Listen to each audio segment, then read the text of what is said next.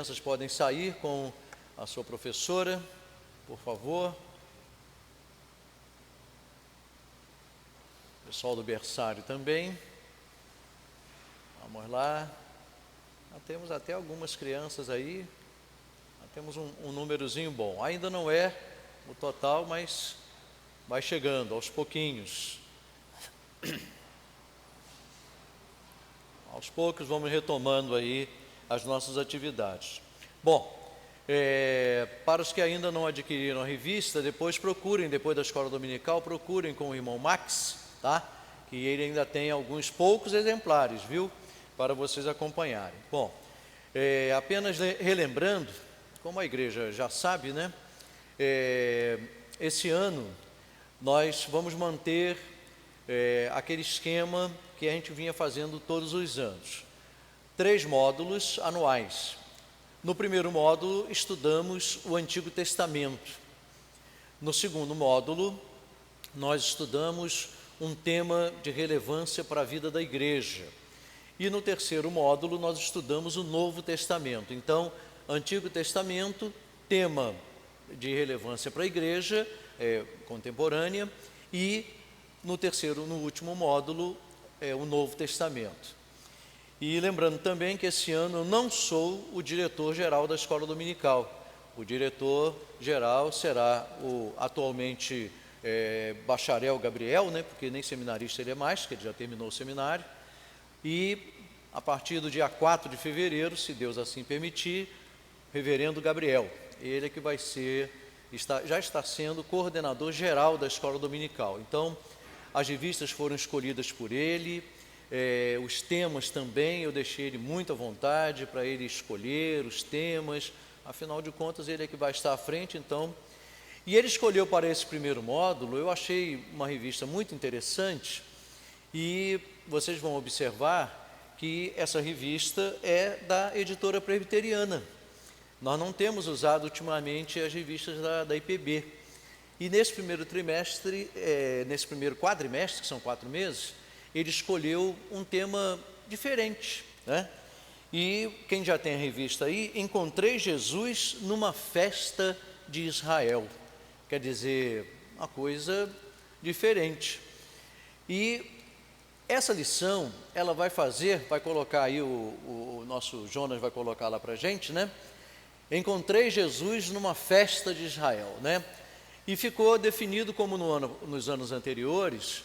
Eu vou ficar só com a aula inaugural e a aula de conclusão de todo o módulo, ou seja, lição número 1 e lição número 13. As outras lições serão dadas pelo Gabriel. Então, ele é que vai ficar com a responsabilidade. E essa ficou comigo. Então, por que esse tema? Eu perguntei a ele. E ele achou interessante, quando ele pesquisou e viu a lição, porque às vezes é um assunto que não é lembrado na igreja, não é? E logo na introdução eu vou explicar por quê. E é um assunto diferente, nunca foi estudado isso aqui na igreja, em todos esses anos aqui. E eu achei realmente uma escolha muito feliz, porque afinal de contas, nós vamos ver aí na introdução que cometemos alguns erros em relação a essa questão da relação do Antigo com o Novo Testamento. Vamos colocar então aí, Jonas, a nossa introdução. E na nossa introdução, a gente coloca aí, né? Primeiro, as festas de Israel e o seu significado. É interessante que as festas de Israel não foram inseridas no contexto do povo judeu assim. Os judeus se reuniram com Moisés, que era o seu líder, e disseram, bom, nós vamos fazer assim, nós vamos ter uma festa para isso, nós vamos ter uma festa para aquilo, nós vamos ter uma festa para aquilo, outra para aquilo. Não foi assim. E a gente vai ler alguns textos aí ao longo da lição que vai mostrar isso. Essas festas, elas foram estabelecidas pelo próprio Deus. Deus estabeleceu assim, olha, vocês vão fazer desse jeito. É interessante que a gente relembra aqui, quando já estudamos em outros contextos o Antigo Testamento, a gente lembra que todo aquele ritual do sacrifício, daquelas coisas que o povo tinha que fazer lá no Antigo Testamento, o sacrifício dos animais, aquelas datas especiais e tal, tudo foi determinado por Deus. Não foi o povo que inventou aquilo, não foi o povo que decidiu fazer daquele jeito, não. Deus disse, é assim que vai ser. A liturgia dos cultos, como que seriam, depois, posteriormente, já no templo, tudo Deus orientando, Deus mostrando, não foi nada de iniciativa do povo. Trazendo um pouquinho para a nossa realidade do Novo Testamento, né, sem entrar em detalhes ainda, a gente vai observar que a gente celebra a Santa Ceia, mas a Santa Ceia não foi uma criação da igreja, foi uma determinação de Jesus. A gente batiza em nome do Pai, do Filho e do Espírito Santo, porque Jesus assim determinou. Então não foi a igreja que criou essas coisas, não. Foi Deus mesmo que mostrou, assim é que eu quero. E é assim que a gente deve fazer.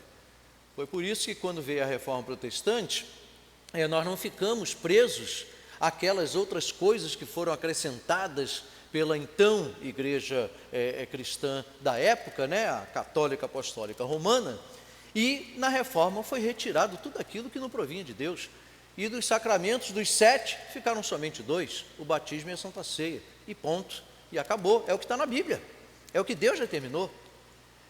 Então é importante sim a gente estudar isso, é um assunto que às vezes passa despercebido. Agora, em segundo lugar, a relação Antigo e Novo Testamento, que é sempre, não há nenhuma exceção de promessa e cumprimento. O que aconteceu no Novo Testamento era promessa do Antigo Testamento. Isso nunca mudou e nunca vai mudar.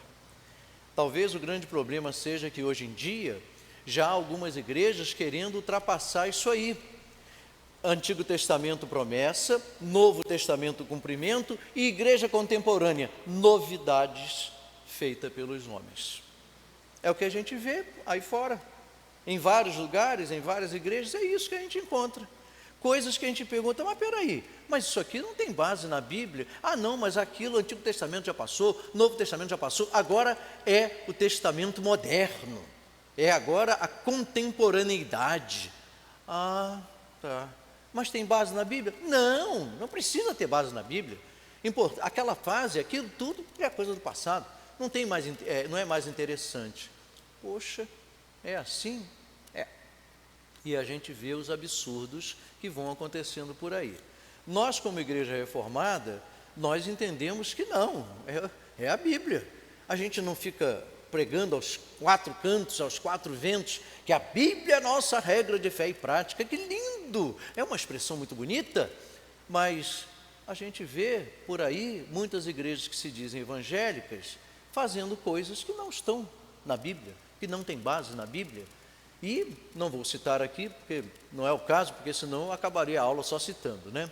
Bom, vamos lembrar aqui que a lei, lá no Antigo Testamento, é a apresentação de Cristo.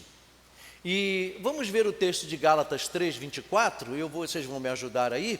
Vou pedir ao nosso missionário Rafael para ler para a gente, tiver aí a palavra à mão, Gálatas 3, 24. O que era a lei?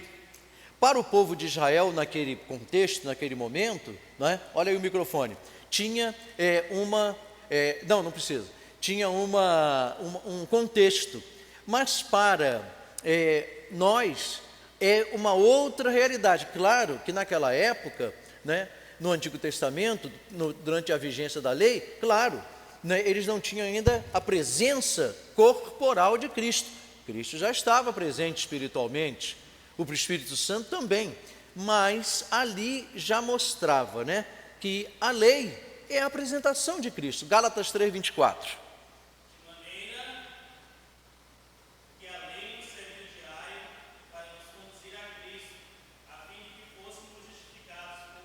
Isso, ou seja, a lei foi a base, foi a instrução para que pudéssemos chegar ao conhecimento da fé em Cristo. Claro que lá no Antigo Testamento as pessoas não tinham ainda aquela visão, mas já estava sendo apresentado. Quando os profetas lá no Antigo Testamento, e vários profetas falam a respeito de Cristo, nos Salmos fala a respeito de Cristo, e, enfim, todo o Antigo Testamento fala a respeito do Salvador, do Messias. Claro que na época muita gente ouvia, mas claro, pensando naquele Messias guerreiro, no rei de Israel que viria para destronar os inimigos, para reinar soberano, enfim. E depois a gente sabe que não era bem essa história. Quando chegou, não foi esse rei, foi o rei montado no jumentinho, né? Entrando lá, né? Em Jerusalém.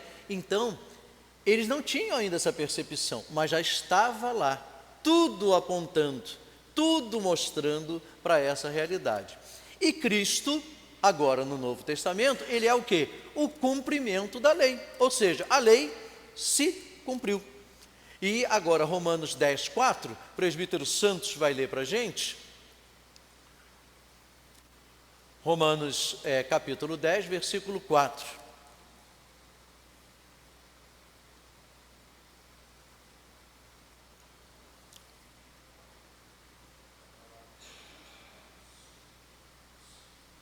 Oi? Tá ou não tá? Vê aí. Ó, agora. Diz a palavra do Senhor: porque o fim da lei é Cristo, para a justiça de todo aquele que crê. Isso, ou seja, Cristo veio e cumpriu a lei. Pronto, está cumprida. Então, vamos passar aí para o primeiro ponto da nossa análise, né? A presença de Jesus nas Escrituras. E, às vezes, ainda há essa questão no meio da igreja evangélica, não é? Ainda há, na prática mesmo, não é só na teoria não, essa separação. Antigo Testamento para cá, não vale mais nada, não serve para mais nada. Novo Testamento para cá, não, Novo Testamento é que a gente segue, é que vale. O Novo Testamento já passou, o nome já diz, o Antigo Testamento já passou, é antigo, não, antigo, já passou, agora é o novo. E não se dá o devido valor e não se faz essa correlação, esse texto e contexto, não.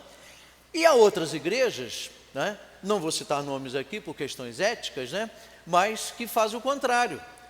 Enfatiza sobremaneira coisas do Antigo Testamento que já não são mais para ser enfatizadas. Eram pré-figuras do Novo Testamento que a gente precisa aprender, precisa entender. Mas o contexto agora já não permite mais aquele tipo de entendimento.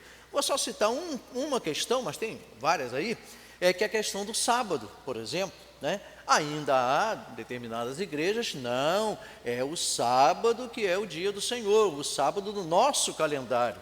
Mas só que o sábado que está na Bíblia não é do nosso calendário, porque ele nem existia lá quando foi instituído por Deus, o dia do descanso, né? O sabá do descanso. Nem existia esse calendário que a gente tem hoje, nem se chamava sábado, não tinha nada a ver. Os dias da semana não eram assim, os dias dos meses também não. Mas essa determinada igreja, né, ela acha que não, tem que ipsis literi, o sábado é aquele mesmo. Não é. E a gente já estudou isso aqui, não vou entrar em detalhes aqui, que não temos tempo para isso.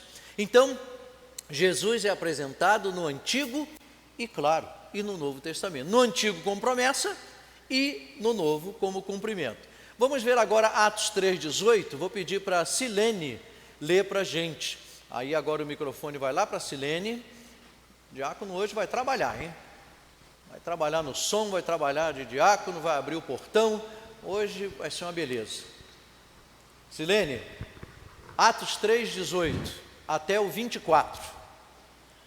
Mas Deus assim cumpriu o que dantes anunciara por boca de todos os profetas, que o seu Cristo havia de padecer.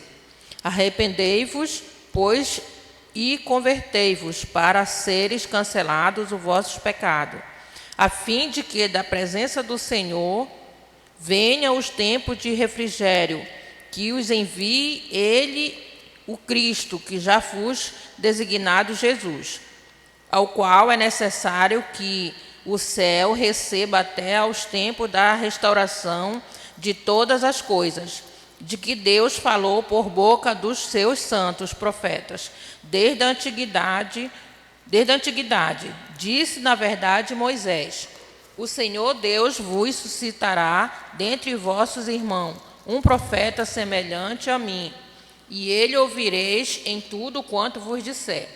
Acontecerá que toda alma que não ouvir a esse profeta será exterminada no meio do povo.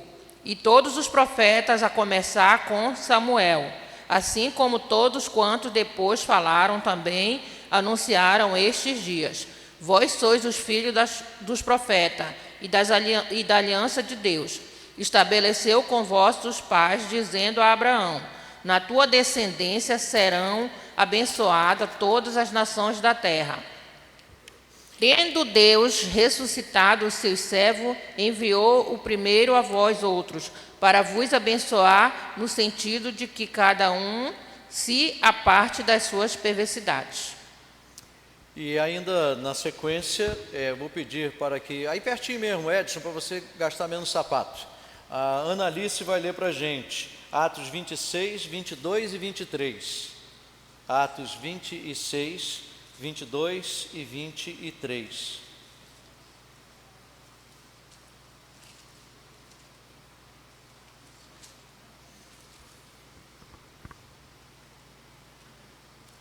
Atos 26, versículos 22 e 23.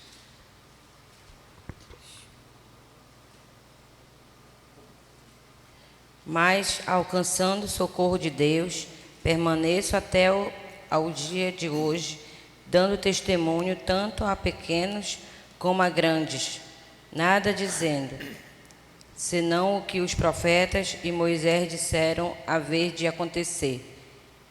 Isto é, que o Cristo devia padecer e, sendo o primeiro da ressurreição dos mortos, anunciaria a luz ao povo e aos gentios. Pronto. A gente observa ainda nesse ponto primeiro, né? O próprio Jesus, ele declara sua ascendência e descendência. Ou seja, o próprio Jesus mostra de onde ele veio, o que ele é e como será. Ele deixa isso tudo bem claro. E é interessante que nós temos isso lá no registro, nós não vamos ler Levítico 25, de 8 a 55, porque é muito longo, nosso tempo não permite, mas praticamente é quase o capítulo todo, 25 de Levítico. Mas nós temos alguns textos interessantes aí para a gente observar. E agora, quem vai estar fazendo a leitura será a nossa irmã Suzane. Isaías 61, versículos 1 e 2. Vamos acompanhar agora Isaías 61, versículos 1 e 2. Isaías 61, versículos 1 e 2. E depois o Jonathan, aqui no mesmo lado aqui, já vai preparando aí Lucas 4, 18 a 21. Lucas 4, 18 a 21. Vai preparando aí, já para deixar no prelo. Diz a palavra do Senhor: o Espírito do Senhor Deus está sobre mim, porque o Senhor me ungiu para pregar boas novas aos quebrantados. Enviou-me a curar os quebrantados de coração, a proclamar libertação aos cativos e a pôr em liberdade os algemados, e a pregoar o ano aceitável do Senhor e o dia da vingança do nosso Deus, a consolar todos os que choram. Agora, Lucas 4, 18 a 21. O Espírito do Senhor está sobre mim, pelo que me ungiu para evangelizar os pobres. Enviou-me para proclamar libertação aos cativos e restauração da vista aos cegos, para pôr em liberdade os oprimidos, e apregoar o ano aceitável do Senhor. Tendo fechado o livro, devolveu ao assistente e sentou-se. E todos na sinagoga tinham os olhos fitos nele. Então passou Jesus a dizer-lhes: hoje se cumpriu a escritura que acabais de ouvir. E ainda Lucas 24, 25 a 27, a Socorro vai ler para a gente. Lucas 24, 25 a 27, para a gente fechar esse ponto aí.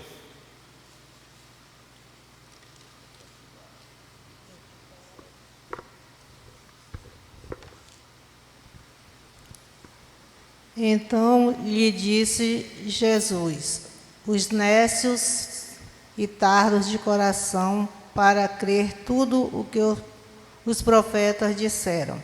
Porventura não convinha que o Cristo padecesse e entrasse na sua glória? E começando por Moisés, discorrendo por todos os profetas, expunha-lhes o que a seu respeito constava em todas as Escrituras. Até 27. Isso. Bom, então esse ponto deixa bem claro que Jesus está presente no Antigo e no Novo Testamento. Não há como fazer essa separação de promessa e cumprimento, como disse na introdução. Não há como compartimentar. Há uma tendência muito grande hoje, em algumas igrejas, de fazer isso, sabe? Pegar Jesus e colocar dentro de uma caixinha.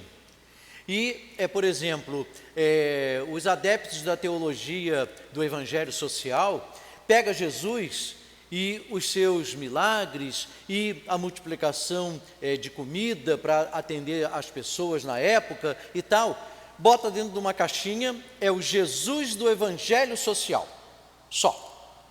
Aí não enfatiza o Jesus dos milagres, não enfatiza o Jesus dos ais também, que ele coloca, ou seja, dos questionamentos junto ao povo, das cobranças do povo, não. É o Jesus social. Aí ele fica ali, dentro daquela caixinha. Já outros que querem espiritualizar Jesus, é a teologia da espiritualização, ou seja, não, que atendimento social, não, isso aí foi uma situação daquela época, não, Jesus é só espiritualidade, é só oração, Bíblia, culto, isso, atendimento às pessoas carentes, não, atendimento às necessidades das pessoas, não, é só isso, aí bota Jesus em outra caixinha, compartimenta ele, mas Jesus não é assim.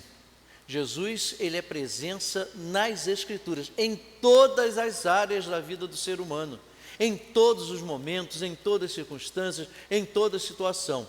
Ele não pode ser compartimentado, assim como tem aquelas outras igrejas, né, que é o Jesus só da cura, é o Jesus só do milagre, é o Jesus só da enfermidade. E na hora em que as coisas vão bem, não se fala em Jesus, só se lembra dele na hora da enfermidade. É a famosa igreja, venha que você vai ser curado, venha receber a sua bênção, a sua cura, e por aí vai, todos nós sabemos. Jesus é o Jesus da espiritualidade, Jesus é o Jesus da ação social, Jesus é o Jesus da cura, Jesus é o Jesus dos milagres, Jesus é o Jesus de tudo.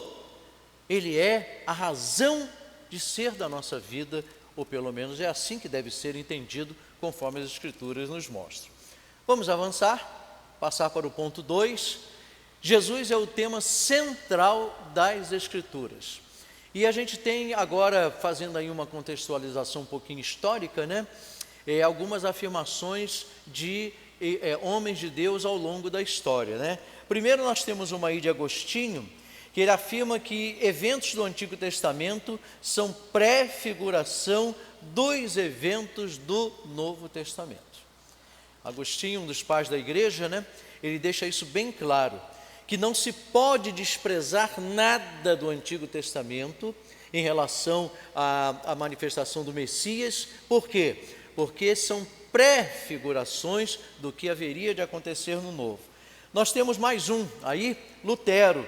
Lutero declara que em toda a Escritura Cristo é anunciado.